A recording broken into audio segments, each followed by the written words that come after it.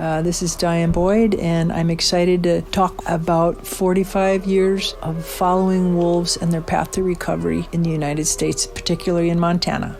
So if you're looking to hear a little bit about an adventure story mingled with science, mingled with people wanting to kick some ass, mingled with amazing places, I hope you'll tune into our podcast.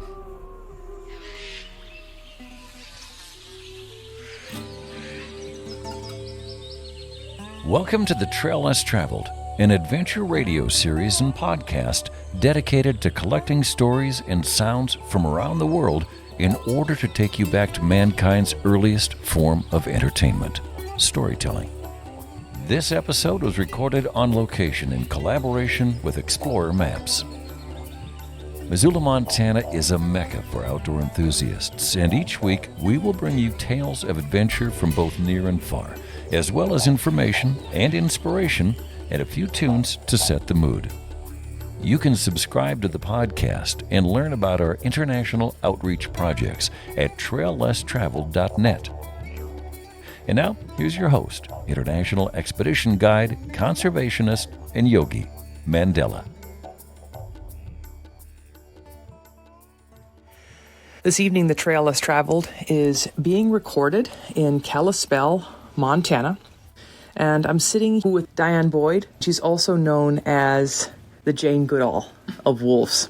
She is a world-renowned wildlife biologist who has spent 4 decades studying and advocating for wolves in the wilds of Montana near Glacier National Park, not too far from where we are right now. When she started in the 1970s, she was the only female biologist in the United States researching and radio collaring wild wolves.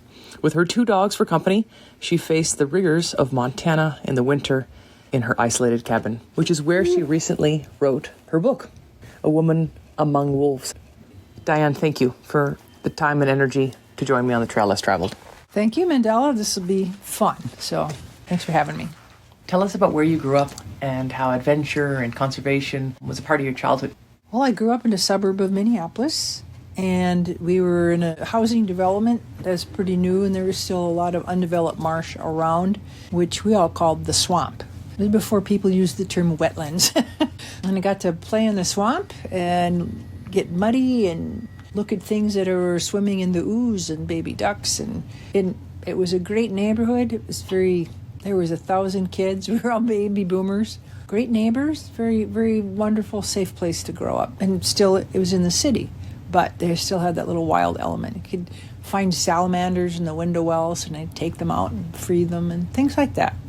I was born and raised in Minnesota, which was the only state at that time that had a viable wolf population. There were a few on Isle Royal, probably 25 or so, and there were maybe a handful in Wisconsin.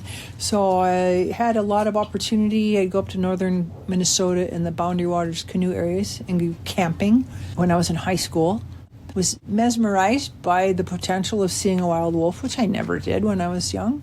But also had the bonus of having L. David Meach, Dr. Meach, world famous wolf biologist. He's probably the top biologist in the world. And his office was on my campus, on the St. Paul campus of the University of Minnesota, where I had classes. So I started school in pre-veterinary medicine, and I just kept bugging him and paying him a visit, wanting to work with wolves. And decided that I would go into wildlife biology instead of being a veterinarian. So after I met Dave and kept bugging him, he eventually allowed me to volunteer my time on his captive wolf research project, which was just about half an hour outside of the Twin Cities at a place we called Carlos Avery then. Now it's called the Wildlife Science Center. But I had a great time there helping a graduate student, Jane Packard, study the relationship of wolf status with hormones and effects on reproduction. And we had all these wolves in captivity that we were watching and studying, and we'd drug them and take blood samples and inject them with hormones and see how their blood responded to it when they got blood. Anyway, it was all set up. All I had to do was just be the grunt helping handle these wolves and process them. And it was amazing work for me as a 20-year-old. So I did that, and then eventually Dave could see I was serious. And so he asked if I wanted to be his intern up on his wolf project up in northern Minnesota in 1977. It's like, oh my God, yes. So I was so excited. and I moved up there for the summer, and that was my first time ever seeing wolves in the wild. And we got to trap them and collar them and follow them. And I learned how to trap wolves and collar them and do radio telemetry flights. And it was a beautiful, beautiful place on the Coexisting River in an old CCC forestry camp project with old cabins that were built in the 30s by the CCC crews. And there was people studying ravens and deer and bears. And I got to be a wildlife biologist, and I was thrilled. Again, it was a volunteer position. So that was summer 77. Summer 78, I worked for the U.S. Fish and Wildlife Service up in Alaska in Prince William Sound. Oh my God, you take a girl from the Twin Cities and you put her in the middle of Prince William Sound. I'd never seen a tide chart in my life. Learned how to read those pretty quickly. We did lose a boat once, but anyway, that's another story. So, and then in 1979, after I'd graduated with my bachelor's degree, I was applied for a job and got it working up in North Home, Minnesota, which is way up by the Red Lakes area. And my job was to be basically a wildlife technician. My job was to be the predator control trapper and wolf remover when farmers, they weren't called ranchers, when farmers had livestock depredations. And when there weren't depredations, my job was to continue trapping and collaring wolves in the wild and to help them get their research project going. So I spent the summer learning basically how to trap and collar wolves, and some of them that were killing stock had to be killed. I didn't do the killing, but I caught them and took them to a place where they were euthanized humanely. And so that was kind of my background. That summer in North Home was pivotal for me as a developing biologist to learn about the realities of having wolves on a landscape. Up to that point, I was a little starry-eyed. Well, I was very starry-eyed. And I learned to work with the farmers, and some of them had chronic depredation issues, and some never had an issue. I learned the realities of wolves and livestock mixing, and I also learned about wolves in the wild because I got to study those wolves too. So it was a really important combination for me.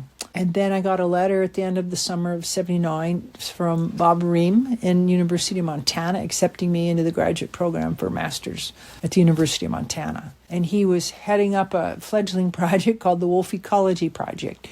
And they needed somebody to do that. It's like, yeah, yes, please. So I packed up my little car and off I went and headed to Montana. Arrived here in September of 79.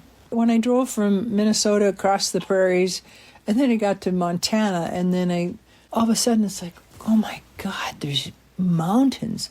They're everywhere. It is the most beautiful place I've ever been. And I ended up coming up into the North Fork, and that's the western edge of Glacier National Park. I'd never been in such a wild, remote place in my life. And there was grizzly bears and wolverines and wolves and moose, and I just fell in love with it. And I knew I wouldn't be going back to Minnesota to live anymore. Many people listening might know what the North Fork Road is, but for those who don't know, can you paint the picture of what it's like to drive that road, or what it might have been like back then, you know? It's totally different now because it's very civilized now. Yeah. But back then it was just a dirt gravel road. Most of the bridges going over the creeks were wooden. They were not highway grade like they are now, steel and concrete. And there weren't very many people up there. And it was a potholed, nasty 60 miles of gravel to the Canadian border, where there was 2 customs stations, one on the American side and one on the Canadian side. And the American customs was an old 1930s, again, log cabin. And it had cedar shakes on the roof, and there was lichens growing on it. And there was just a young border guard there. That was the whole thing. That was the whole customs station. And the Canadian side, the guy had a small little pull-behind trailer under an awning. That was the Canadian side. And they averaged about, I think they told me, 8 cars a day in 8 hours of traffic, being open. So it was a very low-key operation, and we all became friends. So the Border Grizzly Project, headed by Chuck Jonkel, and the Wolf Ecology Project, headed by Bob Ream, we all shared a cabin right there at the border. And so I got to live with some of the most amazing people. I mean, I'm this girl from Minneapolis, right? And I'm out there helping them trap grizzlies, and some of the top bear researchers in the world. Of course, we're all retirement age, but I learned so much. Yeah. I learned to be really self-reliant and self-sufficient, and to be really creative about problem solving, because you're a long way from anywhere. You don't just drive down to the Napa store down the street and get an air filter or something. I mean, you had to be cognizant of danger, and you had to be pretty thoughtful about doing things. Mm-hmm. I learned how to run a chainsaw. I learned how to work as a team with these research people. I learned how to be quite independent, which I still am. And I learned to respect the wild space around me, because there are things out there that'll kill you and eat you if you aren't being respectful and you start being stupid. So in 1979, when I came here, grizzly bears were still legally hunted in Montana. They didn't stop that, until they stopped the last season in 1991. It's hard to believe. And I think that last year they were allowing 14 to be killed statewide, something like that. I'd have to check, but it sticks in my mind. So there weren't many grizzlies. They'd been thinned out over the years, and there was only one wolf that had just started walking down from Canada and was in the United States a little bit, in Glacier Park a little bit, but we got a radio collar on her, and 95% of her territory was in British Columbia and Alberta, Canada. There weren't other wolves. I mean, my big part of my career was to try and trap and collar other wolves, and I'm a pretty fair wolf trapper. Back then I wasn't, but I got to be pretty good at it. And I tried hard to find other wolves and was not successful. She was running around by herself. We'd fly and we'd see her from the airplane. You'd see her tracks. She was always alone. But we never saw her. Incredibly secretive. And that's why she survived running that gauntlet down from Jasper or Banff or wherever the heck she came from, and made it down here, because she was never seen. Otherwise, she'd have been shot. A listener submitted a question earlier. He happens to be a fellow wildlife biologist. And so Jim wanted to know, do we have Canadian super wolves in Montana? And also, what's the average size of a wolf? Okay. So I have a chapter in my book called Slaying the Super Wolf in A Woman Among Wolves, and I talk about that. The wolves that came into Montana walked down here on their own. They were not brought by anybody. They were not brought in boxes in the back of pickup trucks or released from snowmobiles. They walked down. They're all one population of wolves, essentially from Yukon to the Yellowstone now. They are not any different. I know I've heard so many claims by people about these wolves that were brought down for the reintroduction that are super wolves. I was working on wolves 14 years before reduction, and they were all native. The average wolf weight, I would say adult female, 95 pounds, 90 to 100. That'd be a large female. The yearlings and smaller subordinate females might be 80 to 90. Males, I caught 2 males that weighed a little over 120 pounds, which is not much lighter than I am. That's a really big wolf. But average adult male, 100 to 110 pounds. 120 was real large. They're not 150 or 175 pounds like people claim. They're just not. The reason I know that those wolves are not different population, that it is indeed one population from Yellowstone to the Yukon, was because as our wolves began to fill in the cracks there in northwest Montana, and they came down, they filled in Glacier, they moved over to Lost Trail, they moved down to 9 Mile, we had radio collars on them, and we had dispersals. And one of our wolves, Wolf 8551, in 1987, dispersed from Glacier. And when she was shot 7 months later, she was 550 miles north of where I'd caught her in Glacier Park, which is north of where half of those wolves were taken for reintroduction. She went past where half of the wolves were taken in Hinton, Alberta, and half were taken up in Fort St. John's, British Columbia. She ended up being killed near Fort St. John's. It's a walkabout for a wolf. Mm-hmm. They're all the same wolf. They can walk that distance. And then we also had wolves that went south. And if she would have gone south, she would have been 100 miles south of Yellowstone Park. But there was a wolf that was shot south of Yellowstone Park in 91 or 92. They did the genetic analysis on it in the U.S. labs, and that wolf was the most closely related to the 9-mile wolves of Montana. So wolves are walking from essentially Missoula, Montana to Yellowstone. So that's why I say we know it's one population. They're not foreign wolves. Diane, you started as the first female doing this work. How were you accepted by other biologists and by other North Forkers? That's a good question, and be real honest, I didn't really care how I was accepted by other biologists and North Forkers because I just wanted to do my work. I wanted to do this research on wolves. So if somebody liked me or didn't like me, it actually didn't matter. But the researchers I got to work with first were all grizzly bear researchers. They were used to hardy women. They had a lot of volunteers there in the bear project. We're still friends, many of them. The North Forkers, I was something of an anomaly because most of the women up there were married. And they had husbands and they were raising kids in the North Fork, which I can't imagine. That's just so challenging. But I kind of just kept to myself up at the end of the road and was with all the other researchers. So it was a slightly separate community. And this past summer, two of the North Forkers, Joyce O'Hara and Wendy Upton, did a wonderful recall historical times in the North Fork from the 70s. And we all talked about those early years. And I didn't realize until this summer the dichotomy between most of the North Fork community centered on Polbridge. They were all tied together through kids and homeschooling and parties at the saloon. And I realized I was tied to the north end of the valley with nobody had kids and nobody at school. We were all just single researchers. It was a really interesting comparison between the two communities. So, different world. But the North Forkers were, for the most part, kind of curious a little bit what we're doing, or at least tolerated us. And if we were stuck on the side of the road, people would help you out. But there was no phones. There's no internet. You didn't call people. You had to stop by and visit them if you wanted to talk to somebody. All right, another listener submitted question. Can you please share with us some wolf vocalization? I don't know if I can. I'm a little hoarse, but I'll try. The second part of that question is, what other ways do they communicate besides howling? So you want me to howl? Yes. We'll see.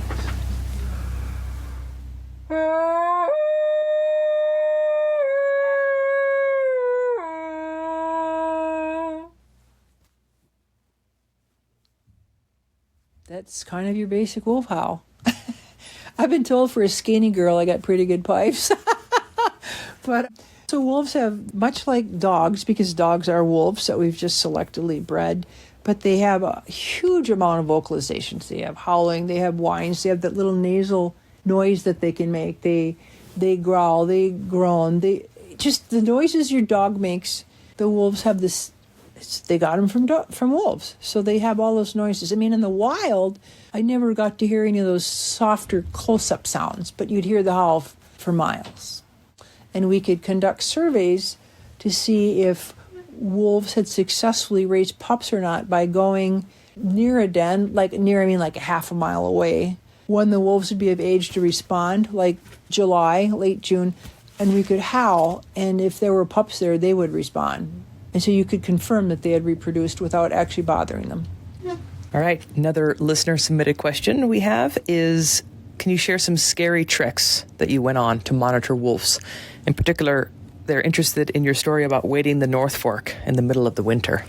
So I want your listeners to understand, I did not do this alone. There was a lot of people volunteers that put in a lot of time, dedicated a whole quarter, 3 months or so of their life to help do this research. And many of these people have gone on to be brilliant conservation people. But there were many times seasonally where I lived alone. But when we were out tracking wolves in the winter, the standard was we would radio track them every day from outside the park along a road that was 60 miles long, the Norfolk Road, and use triangulation to determine where the wolves were. Then we would know where they were, and so we could get on our skis and go back to where they had been the day before, because we never wanted to bump into them. We didn't want to push them. We didn't want to alter their behavior in any way. And they move a long way between days, 20 miles. So then we'd wade down to the river, and you have your skis and your lunch and your telemetry gear and your sample bags and everything you would need for survival on your backpack, and you put on your chest waders, and you tiptoe carefully along the edge of the ice shelf, which is sticking out into the river because it's winter, and you'd look down into that black water and you'd see the slush, and you'd have to pick a spot that was shallow enough that when you stepped off that ice ledge, you wouldn't submerge. So you pick your spot carefully, and then you wade across the river, and you get up on the other side, and you carefully climb out onto the ice shelf on the other side. And if you didn't slip, you were successful, and then you'd get out, and you would take your waders off, and you'd put your ski boots on, and you'd hang your waders over a branch in a willow tree or a lodgepole, and you'd go off for the day to track wolves. And usually by the time shortly after you leave, your waders would turn into ice, they would freeze. But then we would ski in a general compass direction of where we knew the wolves had been until we cut their tracks. And then you spent the whole day skiing backwards along the wolf trail. And you learned by traveling as the wolf travels in the path less traveled. You would actually be on the ground where the wolves were. You would find kills. You could pick up scats. You would make note of the habitat they went through. You could count how many wolves there were when they spread out. It was marvelous. It's like reading a book, because everything the wolves did was recorded in the snow, and you would see it. That sounds like crossing a river like that could be a risk of hypothermia. And that leads me to my next listener submitted question, which is, can you please share the story of cuddling with a hypothermic wolf? Sure. We crossed through rivers and waders, so if you didn't get wet, which you usually didn't, it wasn't too much of a risk of hypothermia. But we were trapping wolves, and when the weather is cold, like 35 or 40 and raining, we had a day like that, and I had caught a black wolf in the trap, and we had to hike about a mile behind the gate, and this wolf was on the skinny side, which most wolves are, and it was kind of hypothermic when we got to it. So I was taking the temperature, and the temperature was low. So I drugged it, obviously, to get the temperature, and I said, we got to pack this wolf out to the pickup and start the heater and warm it up while we're processing it. So we carried this 80-pound wolf out slowly to the truck a mile and got her in the front seat, stretched her across our laps. Wendy was on my right. I was sitting behind the steering wheel. Wendy was sitting on the passenger side. And we stretched this wolf across our laps and used the heat from our thighs to warm up the wolf. Had the heater going full blast, did radio collars, took blood samples. We did all of our work, and the wolf continued to just lay there. Kept taking temperature, and Wendy was taking the temperature. The temperature kept dropping, and it kept dropping, even though wolf was warm and inside. But the response of the wolf to the drugs is kind of a latent period, and it takes a while to get caught up. And we had our third person, Caitlin. We had three in the front seat. She was outside the truck because there wasn't room for us and Wolf and Caitlin. And it was pouring rain, and it was, 39 degrees. And I asked Caitlin to please wait outside the truck.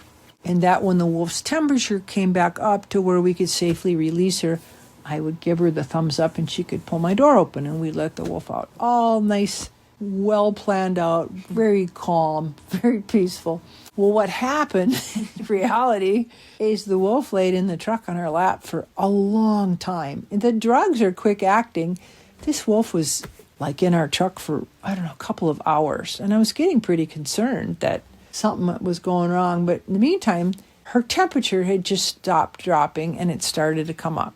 We waited and it was coming up. In the meantime, we're sitting in this truck soaking wet. And I told Wendy, let's take off our shirts. We got to lay across this wolf in our sports bras and warm it. So now it's sandwiched between us to be hot between our chests and our thighs. And that's how we stopped the temperature from dropping, was we had completely wrapped ourselves around this drugged wolf. So anyway, temperature sort of stabilizes. And I reached over the wolf's head and I turned the fan down in the car because we were so hot in the truck. We were just sweating.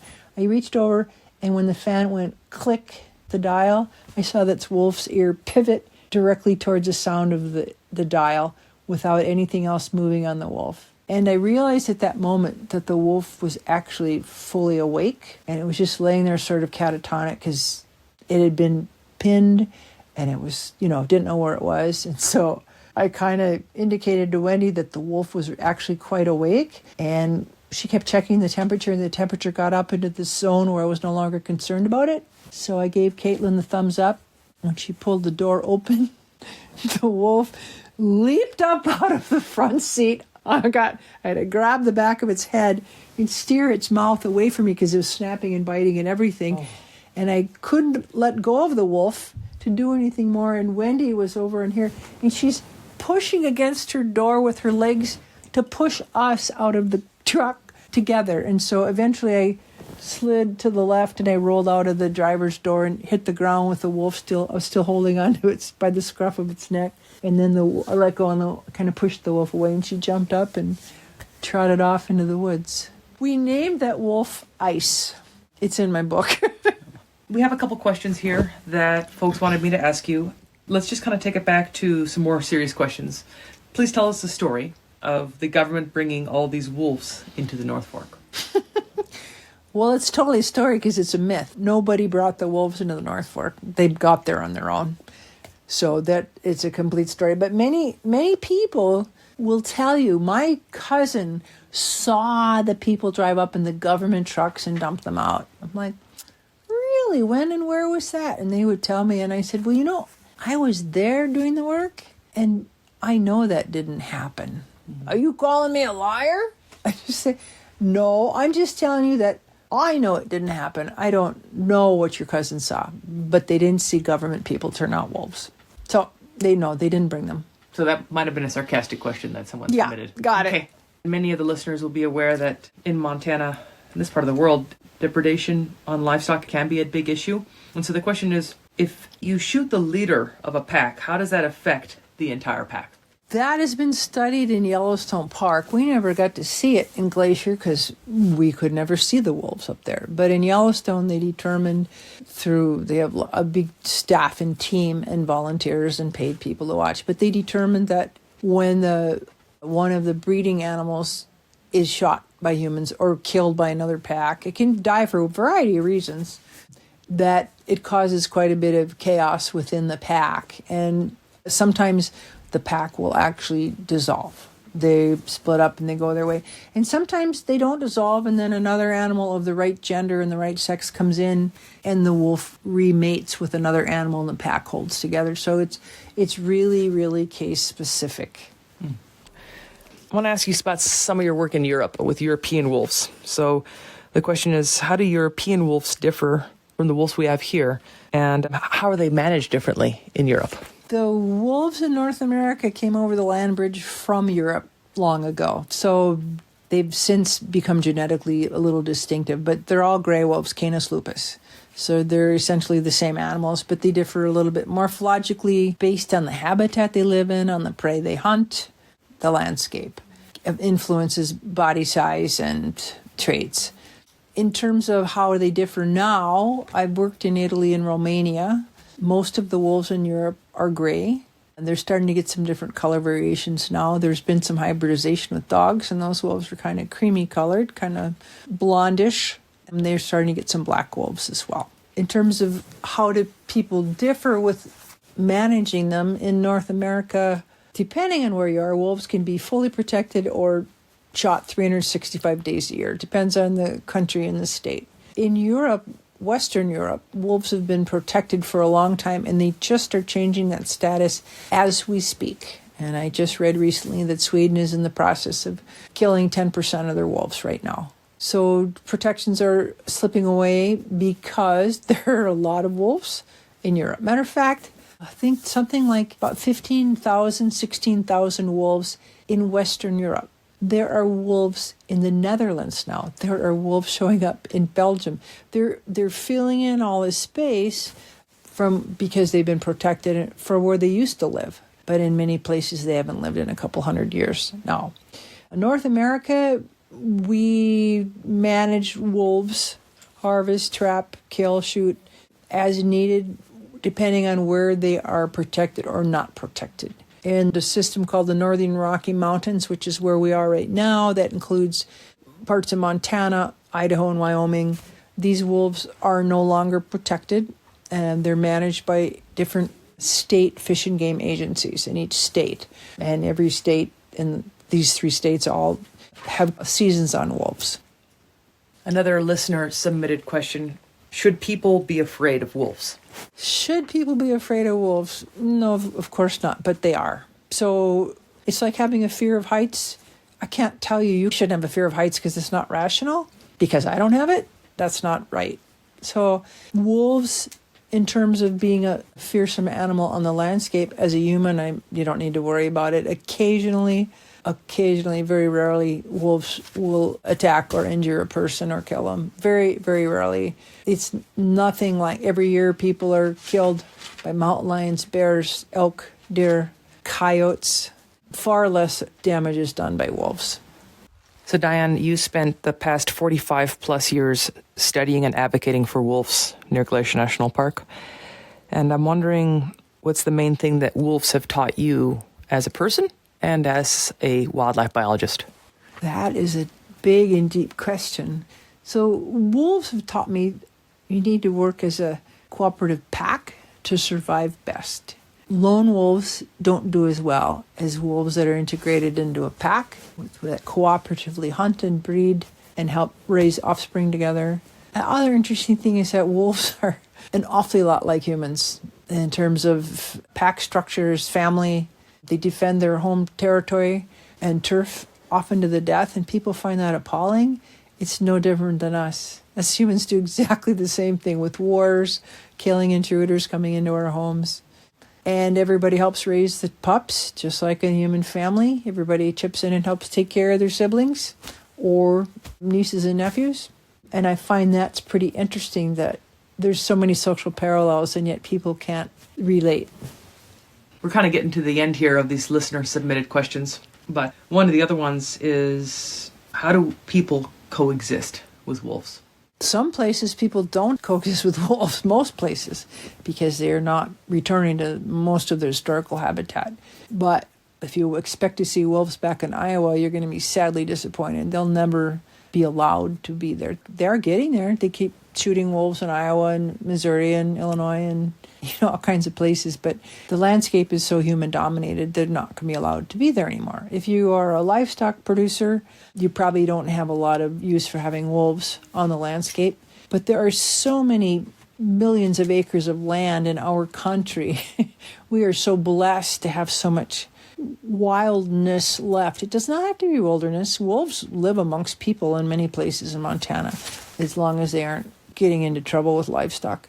It's an interesting misperception that wolves have to have wilderness, which is not true. In Europe, for example, one is in Romania and Italy. Italy is about the size of Montana, but it has 40 million people. It's got 40 times more people in it, and people live in every square kilometer of the country, all the way to the tops of the mountains. They graze their livestock all the way up to the top, and yet people never were able to fully wipe wolves out of Italy. And they're there, they don't interact much. You don't see them. And it's interesting to me that our ancestors came over most of us from Europe, and they didn't bring the shepherding culture with them to maintain a person out on the landscape when the livestock are out grazing. They still do that in Europe. Wow. So if someone listening isn't truly listening because their decision is already made about how they feel about wolves, how might you encourage them to consider accepting them and coexisting with them? Well, I wouldn't try and force anybody to live and coexist with them if they don't want to. I would just say if you have concerns, I would read accessible science. A lot of science is not accessible to the average public person because it's academic journals. That's a mistake. It needs to be out in more common popular magazines, for example, or National Geographic, or something that's accepted, that's got good quality journalism. And I don't think anybody has to accept wolves on the landscape, but I do think they should accept the fact that there are places where wolves can exist. It's not going to be in most places where they used to. How do wolves benefit the ecosystems in which they live? I have to just answer that question by saying that historically, wolves had the widest ranging distribution of any mammal in the world except humans. So wolves go from the Arctic almost to the equator, from the desert to the lush forests, and they will live anywhere we'll tolerate them. And in terms of how did they coexist or how do they benefit, when Lewis and Clark's journals, you can read about it, when they came across the country and there weren't humans on the landscape, it was like the Serengeti. There was bison and bighorn sheep and elk and deer and wolves and grizzlies and antelope. Everything coexisted, and nobody was managing any of it, except the Native Americans coexisted and lived with all these species, but there weren't enough of them, or they didn't really desire to manage them to the point of extermination. And I just point that out to especially hunters when they talk about you got to kill all the wolves. It's like, well, who was killing them when Lewis and Clark came out? There was more wildlife, both predators and game animals, than ever. So anyway, how did they benefit the ecosystem? I mean, they choose. They're a coursing predator. Wolves hunt by chasing, and in the process of chasing, they pick up usually an animal that's got something wrong with it. It doesn't mean the old, the sick, and the weak. It means they're able to catch it because it's vulnerable. You could take a perfectly healthy 4-year-old elk and put it out in deep snow with a crust on it. There's nothing wrong with that elk. But under those snow conditions, a wolf can get it. So they generally get the old, the sick, and the weak. But it's more accurate to say they catch the vulnerable. And so by taking the vulnerable out of the populations, they keep populations at a manageable level. And it's not just wolves. Wolves are in there with mountain lions and grizzlies and black bears who also depredate our ungulate populations or big game populations. Diane, do you think after over 45 years of studying and advocating for wolves that they have changed you in any way, in the ways in which you approach your life? I don't know. It's a fair answer.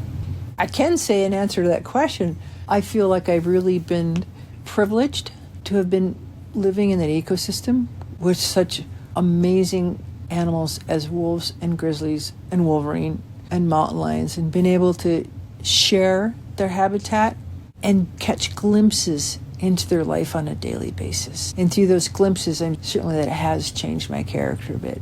I just feel I've really been lucky all my life. Well, Diane, you just wrote a book, A Woman Among Wolves. It was endorsed by Jane Goodall. Congratulations. Thank you. I was pretty inspired to hear you say that you wrote this book while you're in your cabin, which is where you started studying the wolves. Yes. You tell us a little bit about your book and where we could find it, because I believe that everyone listening should read it. Well, thank you. That's really nice. It's a book. It's a memoir. It's all fact. I did research all my life, and I had to do new research for some parts of this book, A Woman Among Wolves, and it's published by Greystone Press. I don't tell anybody what they should think.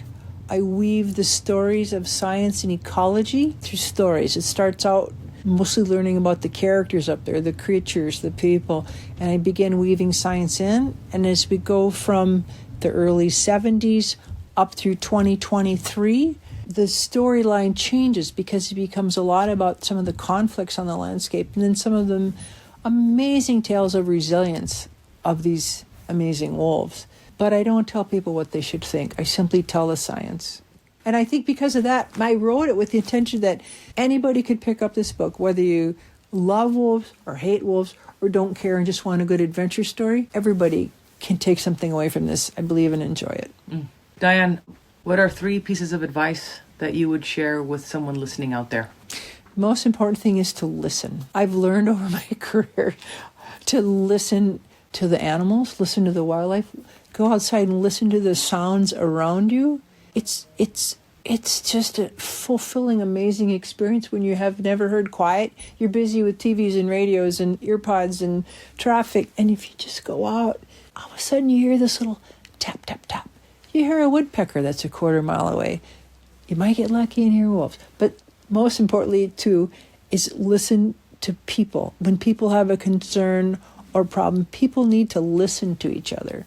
I've learned that over the years, is people may want to hear about wolves, but mostly they want to vent about it till they get that out of their system. They're not going to listen. So listening's important. Secondly is totally be honest and open. I can say in this memoir I'm very honest and open. And I think if you want to build trusting relationships, you have to be honest. And I think our society is really hungry for that right now. And the third, I guess, is to respect a variety of opinions. You're not all that important. Amazing. Diane, thank you so much for your time and energy joining me on The Trail Less Traveled. Thank you. It's been a pleasure. My name is Lisa Ballard. I'm on the board of the Montana Wildlife Federation, the oldest conservation organization in Montana, dating back to 1936. Since our start, we've joined with landowners and other partners to conserve our wildlife resources, ensure healthy wildlife habitat, and public access. I would like to share a conservation tip about preventing the spread of chronic wasting disease, or CWD, which is 100% fatal to elk, deer, and moose, and has no cure. Avoid feeding or baiting these big game animals, which concentrates them in one spot, making it easier for CWD to spread. Limit how far you transport an animal once you harvest it. Double bag the carcass waste and dispose of it only in a permitted landfill. Lastly, clean your knife, other tools, and cutting surface with a 50-50 bleach and water solution. For more information and to become a member of the Montana Wildlife Federation, visit montanawildlife.org. That's montanawildlife.org. That's it for this week's adventure, my friends in Missoula and around the world. But until next week, please remember, conservation is not a spectator sport. Living in Missoula is a privilege. With privilege comes responsibility. Please get educated and engaged. Speak up on behalf of wildlife and wild places. And if you think you're too small to make a difference, well, then you've never spent the night with a mosquito.